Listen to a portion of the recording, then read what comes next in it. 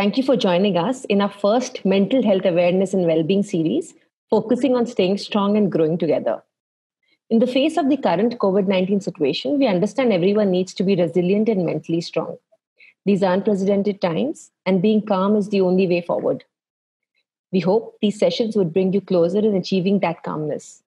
These sessions would be on every Tuesday at 4:30 p.m. Today's session is on Share, a personal framework to stay positive and perform under pressure.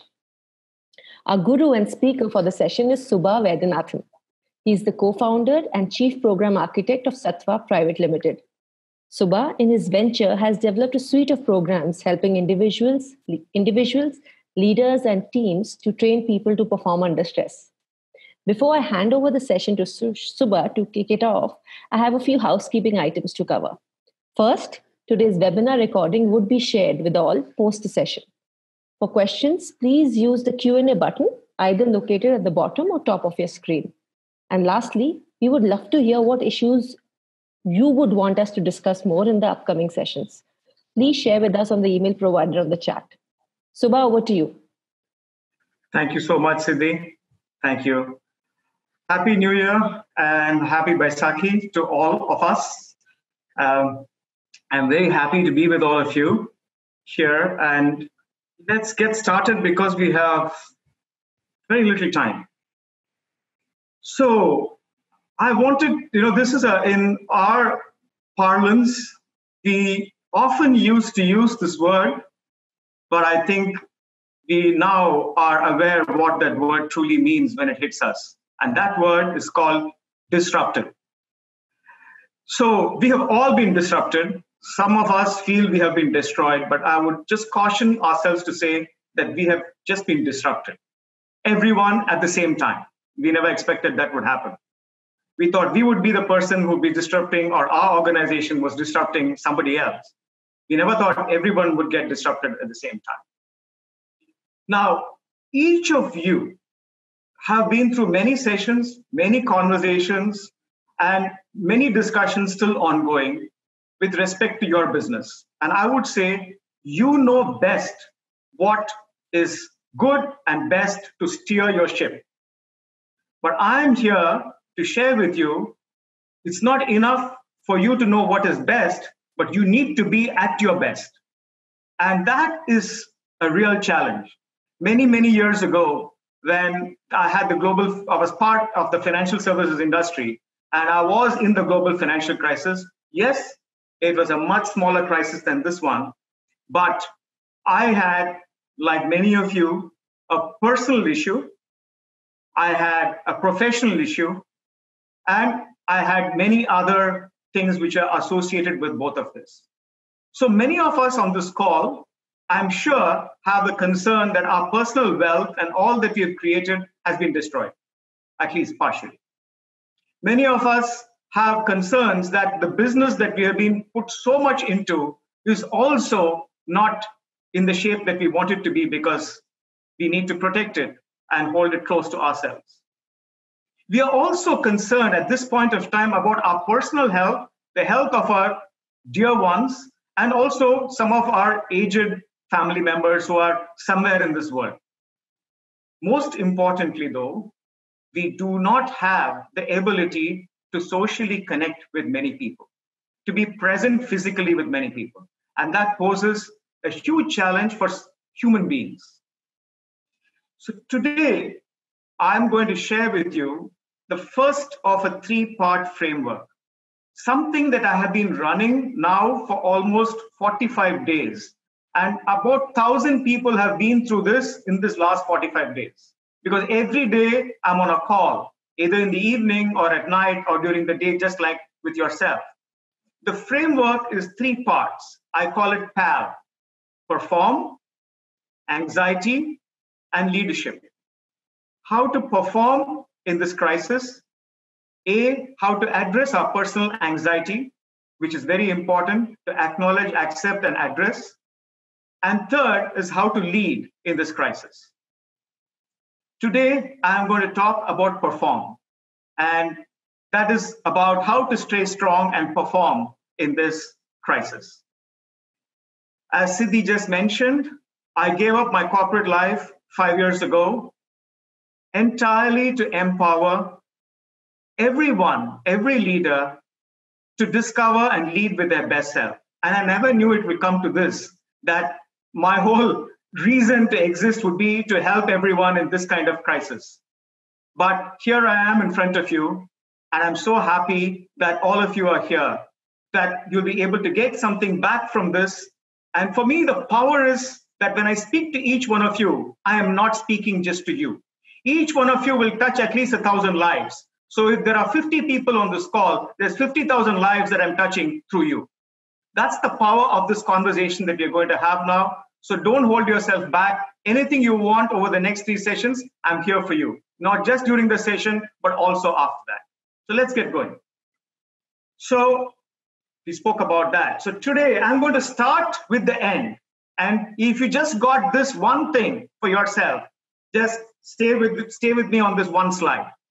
So a lot of people say to address your personal anxiety, use mindfulness.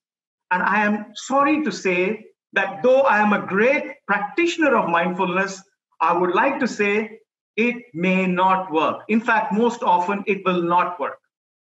And the reason for that is this. Think of ourselves at the subtlest layer we are thought. At the next layer, we are our body. And at the third layer, we are our relationships. So when we are extremely stressed, when we are in a crisis mode, we need to start from relationship. Then we go to the body, and only then the mind can be used. So we need to start with something more external. And that is something which you always remember this, because if you got this framework, when you're super stressed, don't just sit down and close your eyes, move or speak to someone, right? Or listen to music. Do something which is physical in nature. And that's what will help you shift your energy. Now about today's framework. It's a 5-step framework in order to help you to perform in this crisis. Now each of you may connect with 1 or 2 of them. Some of you may connect with all of them. I use 3-4 of them, and I'll share that what I use with you. But it's up to you what you pick and what you do. I'm here to share with you all 5. Story, hangout, activity, routine, and exercise. Let's begin with exercise. As I said right at the beginning, we need to use our body to shift our mind. And the reason for this is twofold. First, if we did not have the energy to cope with our day, every single problem is going to be 10 times more heavy on us. So therefore, we need the physical energy to cope. And today, I'm not going to talk about eating and other stuff. It's just about raising your energy in the moment. And I'm going to give you a tool right now to be able to do it. The second reason is that endorphins help us to think more positively, more creatively, and more about solutions than only getting stuck in the problem. And that endorphins are hugely released when we do an exercise. I may not be able to see all of you in the way this is constructed, but I will share with you right now a few exercises that you can do even if you did not have any time. You can do it while being seated, and I will also share with you at the end my YouTube link. I call it Morning Cappuccino. It's just a 3 to 5 minute routine that you can practice every single day. So let's begin now. I'm seated right here, and I'm going to do this cappuccino just by being seated, right? It's coffee without coffee. So begin with just inhaling and lifting your head up, your arms up, your elbows all the way up. You're making a fist so that you have some power. Inhale and exhale. You throw your breath out and swing your arms down. In, in, in, in, in, in, in, in. You repeat this about 30 times. And if you're not doing this with me right now, I would encourage you to just try it about 5 to 10 times, because you will feel the energy right now as you're speaking to me, right? 1, 2, 3, 4, 5, 6, 7, 8, 9. You're throwing your breath out every time. Now, if you feel really crazy, if you feel really upset, then I want you to show your anger and say, ha, ha, ha, ha, ha, ha, ha. You can use your own expletive. I don't want to get into that, but I just use the word ha, ha, ha, ha, ha, ha, ha, ha. Just stop momentarily, keep your arms where they are, and observe how your breath and body feels.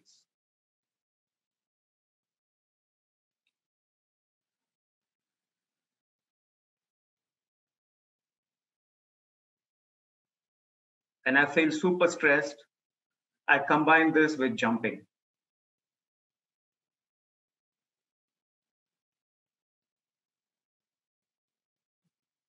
There is another thing that all of us will find, which is basically you will find huge stress around your neck and upper shoulders and shoulder blades. So for that, you just have to do the same thing by rotating to the side. I just demonstrated for just 1 minute. Just do it this way. Same inhale and exhale.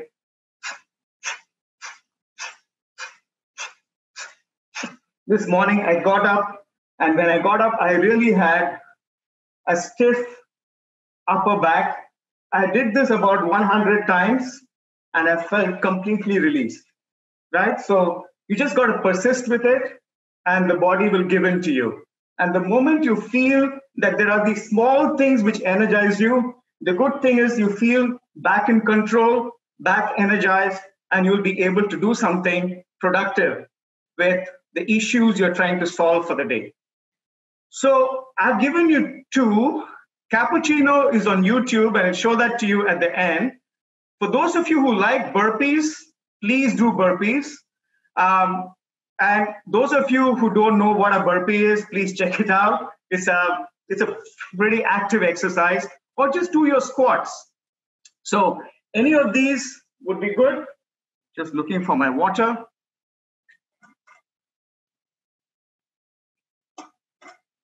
You can also go for a walk. You can also go for a run, especially if you're in Singapore.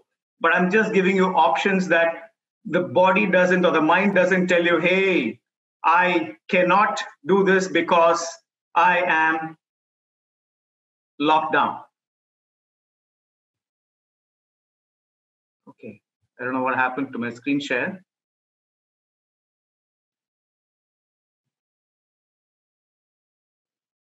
Subba, Yes. attendees are unable to see you if they see the screen right now. So if you're doing some exercises, then we'll probably not share the slide. But once you let us know, and we'll put the slide back in. I'm done with the exercise. Is Brilliant. it okay? Get back to the slide then. Let's go back. You want to do the exercise once again, and we'll do that at the end. Okay, brilliant. Yeah? We can do it at the end once again. Okay, so,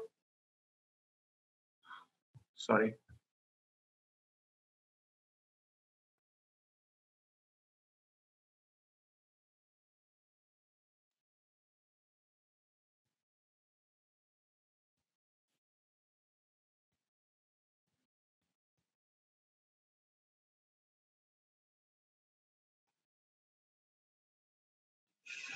The second part of it is what I call routine.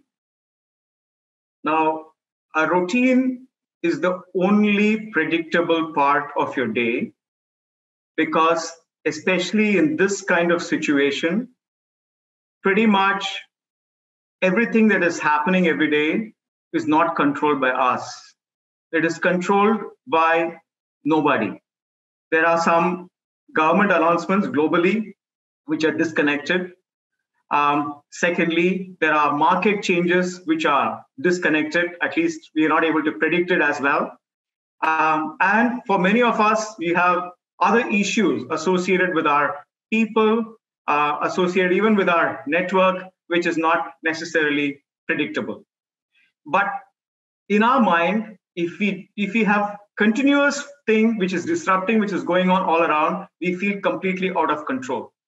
So there is some part of the day that we need to figure out how to control. Even for people who are working out of home, there are kids, there is family, there are other stuff to manage, and even that feels kind of out of control. So therefore, you can choose whether it is morning, it's evening, or it is night. But give yourself a window of either half an hour or 1 hour where you are completely in control and you make a routine. So for me, I do it in the morning, which means I drink still my glass of water as soon as I wake up. I do at least 5 to 20 minutes of exercise.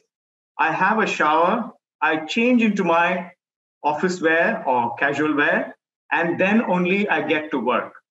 So that level of predictability, at least I lock in. Some days I can do more exercise, so more mindfulness, some other work. But this is the bare minimum routine that I have every morning. So for all of us, this is important. The second thing is about news and media consumption. It is important to keep a routine, even for that, a window of what we will consume from which media and at what point of time in the day. So with the overload of information, I think this is something for us all to consider. There is another word for what is going on. It's called the infodemic, or the pandemic, right? So there's an infodemic which is going on right now, and there is some limited consumption window that if we don't keep, we will be also consumed by that infodemic. That's the second thing in terms of routine, which becomes very important.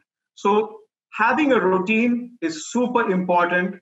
At some point of time in the day, make this absolutely holy and do not compromise on this routine. Third is activity. Now, this is something which is very important in the way we construct the activity. Now, the activity needs to be something which uses your right brain or your creative self. And it is something which needs to be able to bring focus, able to open up our heart, and even altruism. Let me give you some examples for each of those. So in one of my earlier days, I spoke to you about the global financial crisis. I used to work in Jakarta at that point of time. My activity of every morning at that time was to step out onto the streets, buy breakfast, and serve it to people who were cleaning the streets. So that was my work of altruism. That was my work of heartfulness. And that was something which helped me every single day to connect with the real world, with a different world. And it's starting my day with that kind of activity helped me to shift. So a simple act of service, even if you were to give someone a call. I know today we are all socially distanced, so some of these acts are a little bit more challenging, but try to integrate a work of altruism every day. So today, what I am doing in this crisis is every night at 9 p.m., I hold a 15 to 20 minute period of what I call calm and chaos, which is a mindfulness practice. And there are people from all over the world, from Latin America all the way to Australia, who dial in for this. And to me, that is my simple act of service. So find out what your simple act of service is. Doesn't matter how destroyed you feel, you will be able to lift yourself up. The second I would like to say is what I call as heartful. And there are a couple of things which come to my mind instantly. First is my pet, who used to be with me, who's no longer with me, my retriever, Jasmine. Whenever I was with her, I had no problems which came to my life. I was just completely in a different world. For a few minutes of that helps us to recover. Okay. Second, today though, I have my grandchild, and being present with my grandchild gives me the same kind of emotion and heartfulness. For some of us, it could be being with our loved ones or anyone who anything that kind of provokes that heartfulness in us. So it has to be something where There is no expectation on either side. And it's just to be present with love for each other. That kind of stuff which helps us to recover. It could also be a plant kind of activity where you like gardening or being around plants. That's also a way to do that. And another way to be heartful is to be with nature. For some of us in Singapore, we can still go out. So just looking at the sun or looking at the stars or the moon, a few days back, we had the pink moon. Great way to connect back with our heart. The third, yes, we spoke about move, breathe, or meditate. All of them work. And in Wuhan this year, what they did during the crisis, that there was a measurement done in terms of meditation, and they found that people who meditated every day when Wuhan was locked down slept better. So this is where all that you do in this activity will help you to sleep better, will help you to recover better so that you can be best tomorrow. So pick one of these activities. The first one is the creative part. Now, whether it is listening to music, making music, practicing music, or any piece of art. You can even do just adult coloring, or some of us like cooking or baking. So whichever way, give yourself a window of activity which uses your creative self, which uses your heart, or is altruistic in nature. So any of these will help. This one, I strongly recommend you do every single day. Any one of you on this call, please do this every single day. It will dramatically change your ability to perform in dealing with your crisis, whether it's the personal or professional side. Now, social distancing does not equal to social disconnecting or social isolation. There are many of us, I'm sure some of you have done this, but I know people who have organized parties on Zoom, and where people are coming either with, it's a theme party, you have arranged a playlist, appointed a DJ, you have costumes or themes decided, and then you have this party announced and you all come together to celebrate, just like any other party. I'm just saying this is an idea. You don't have to do exactly this. But what is most important, which I try and do, these are complicated to organize. Just like I used to have coffee, tea, or lunch with someone to have a conversation, to be able to open up and speak, I still want to do that today. Now, one thing which I would say is very important is try and find that 1, 2, or 3 people with whom you can have an open conversation. This is super important because we want to have a conversation with someone without the fear of being judged, with being able to open up. So yesterday, I had a conversation with someone very senior in an organization, and the person had felt comfortable to break down. And it's important to be able to go that distance because at the end of the conversation, they feel so much more refreshed, recharged, and unburdened in the chest. I think it's important to have the social connect. So if you did not want parties and reunions, it's okay. But make sure you have 1 conversation, 2 conversations, 3 conversations a week with someone who you know will just be there to listen to you, right? This is what I remind myself of all the time. I should listen and I should be able to be with someone who is willing to listen. So hang out, social connection. So the 2 things which are super important, activity and hang out. I want to finish with this before I bring it all together.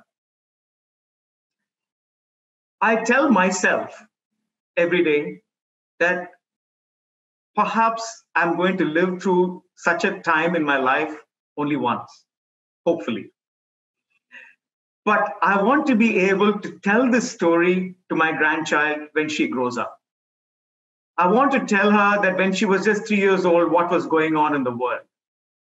I want to be able to share my story with other friends and hear their stories when we all come back together. I want to be able to share this with my colleagues, my people who work for me and people who work around me, so that we're able to share stories with each other. So I'm doing my best to keep a log of everything that is happening every day. whether it's about events, whether it's about people, whether it's about emotions that I experienced and emotions that I saw on the outside, whether it is the news, but just keeping a log of all this that's going on. Sometimes I do it by recording an audio because I don't have the time to write this down. Or sometimes I do it by even recording a video, or sometimes I even have conversations with others on video. And lastly, I do have sometimes the ability to write down on a journal. But it helps me to resolve real issues. It helps me to put out there questions that I'm processing. It helps me to resolve sometimes the confusion. But most importantly, it helps me to get off my chest something onto a piece of paper or into a digital form. And that helps immensely for me to be able to process everything that's going on because it becomes third party then. So I just like to say this is a mystery story or a mystery novel, the ending of which we do not know. And it's like, who knows how this movie ends? So it's an interesting way for us to unfold this movie for ourselves by writing a story. So that, for me, is the 5-step framework: story, hangout, activity, routine, and exercise. I even say to teams, what if each of you created a collage and brought it all together onto a wall when we came together? And that's our COVID wall. Or each of you drew something and then brought it all together onto a wall, or took pictures and we put it all up to kind of remind ourselves as to what we all went through as a team. I think it's very powerful to do it in the moment. And to say that it's important to always know, the story is also important because it's to know that this too shall pass and I will be with all of you together. This is one of the most powerful quotes that is there in Man's Search for Meaning, which is Viktor Frankl's thing, which is where he says, while being in the concentration camp in Auschwitz, people who had a story of what would happen after were the ones who had the highest chance of surviving it. So you will all come through this powerfully if you picked what worked from here, stayed consistent in its practice, but most importantly, stayed inspired by a story of what is going to happen after this passes. So I want to stop here, but before that, I just wanted to say that we're going to have 2 more sessions. We're going to work on next Tuesday and the Tuesday after on anxiety. So we're going to deep dive into how to process anxiety and also to how to lead in this crisis. As you see, my email is right out there. You can reach out to me at any point of time. Here, you can see that I run my daily meditations at 9 p.m. Singapore time, just 15, 20 minutes every day to just find your calm in chaos. So you can all join on Zoom. I am available on YouTube and IG if you want to connect with and see what resources are there to help you to cope with what's going on and to perform. And I'm also holding a boot camp on April 25th to May 2nd, but it's only on weekends. So I'm going to pause with that and hand over back to Sidhi. Thanks, Subba. Subba, this was really helpful. And I think we need this every week, not only 3 series that you promised, but I'm going to get greedy and take more from you. Folks, before we start off with the Q&A, Subba already mentioned that he does this wonderful 2-week workshop only on weekends, starting from the April 25th. So we'll urge you to join that. We'll send you those details via mail as well. The second is he does these daily sessions on the Share, which again is really amazing, and we should go on for that. From TiE's perspective, Subba would be with us for the next 3 weeks, wherein he would be coming in every Tuesday at 4:30. The next 2 topics, as Subba mentioned, would be related to how do you handle your team and lead them, and also on anxiety. So we're looking forward for that, Subba. And before I move out and hand it back to you and the audience, tomorrow we have the huddle session, which is a session wherein we get an investors and founders perspective for any issues that the startups are dealing. Tomorrow's topic is supply chain dynamics. And we've got Ankiti Bose, who's the founder of Zilingo. We've got Carmen Yun, partner with Vertex. And our moderator is Suresh Shankar, co-founder of Crayon Data. So please tune in tomorrow at 5 p.m. for that session. Subba, over to you. Over to the audience. Any questions? You want me to check the chat, or you want to? Is that how it goes? The Q&A section would have the questions, Subba. So we've got 3. We've got from Vikas. Hi, Subba. Thanks for such a great session. There is a chance of getting lost in such times. What would you advise to be in control? Yeah. So I try to do this every single day, Vikas. I must, in all honesty, also share with you that apart from programs which I've been running globally, I also run a retreat center in Bali. And as you can imagine, there is nobody coming to Bali at this point of time. I had a whole bunch of cancellations, and we were doing exceedingly well this year when all of it came to a COVID stop, so to speak. So to me, what I do is every single day, I try to make a simple list of what I have to get through for that day. So it is just like climbing a hill or a mountain or a peak, just focusing on the next 3 steps, the next 5 steps. That helps me stay focused on what I need to get through today, perhaps tomorrow or day after. It may be something to do with the future, but for example, today, I dealt entirely with what I have to do with my payroll for May and for June. That's it. So, because I hope that helped, but this is how I try to break it up for myself. The second thing I do is I read to myself that inspirational story of why I'm doing what I'm doing every day. If possible, every night also before I go to bed. So it helps me to say, this too is here to help me to get stronger. So it's just an inspiration for myself. I hope that helped, Vikas. I can offer free telecounseling sessions. No, Vikas, Subba, we have another question from Puneet. He's saying, thanks for sharing the shared framework. This is awesome. One question, how do we amplify community positivism? Okay.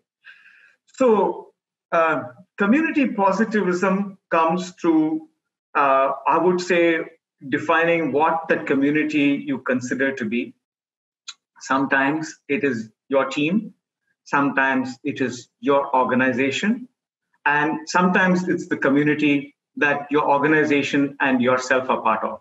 So I'll give you 3 specific examples of each of those. So I work with a fintech company in Malaysia, and one of the things we are doing there is we work with a number of micro merchants, and we are rolled out a program to help them to overcome this COVID crisis. We're doing some kind of bridging finance together with the government. So it's a 1-for-1 match from us and the government. And we're reaching out to all of these 10 to 20,000 merchants to help them bridge this whole crisis. Now it helps our team because they feel now they're part of an organization which is doing good, not they feel that they are. And then the second is it helps the community because we are part of that community and they feel that this organization exists also to do good.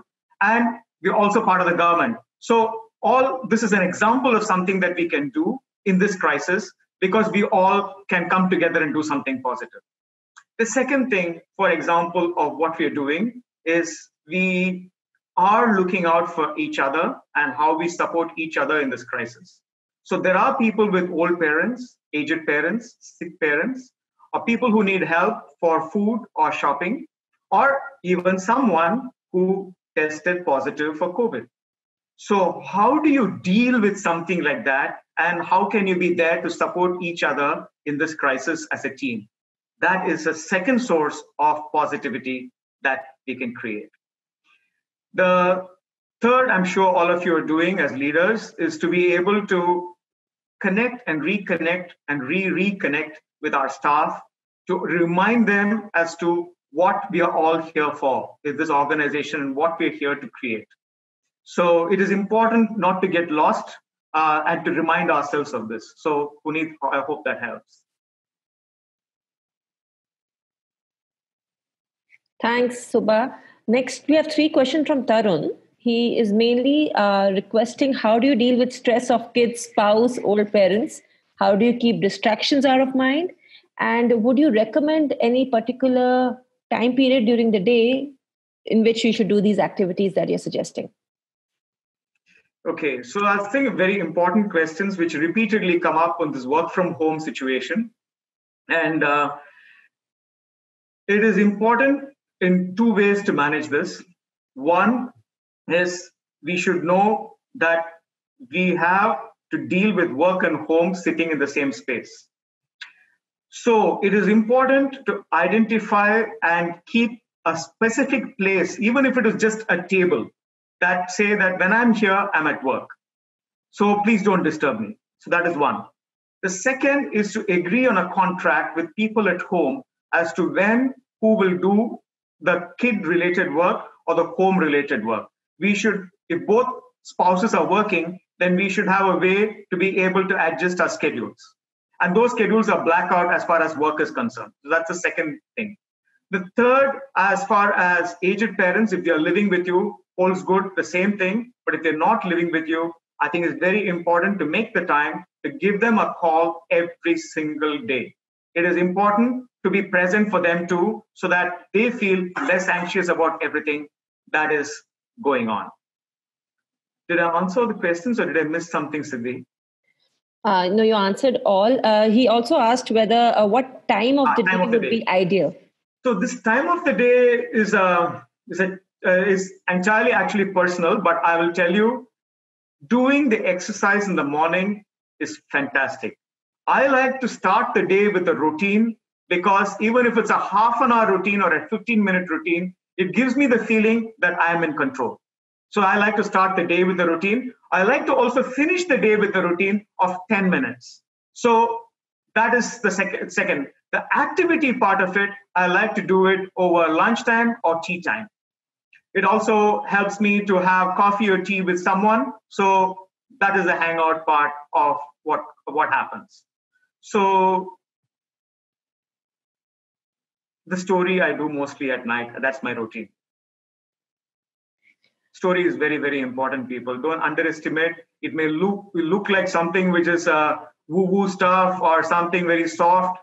Don't underestimate the power of it. I don't know out of this call how many books are going to emerge after this as to what happened in COVID.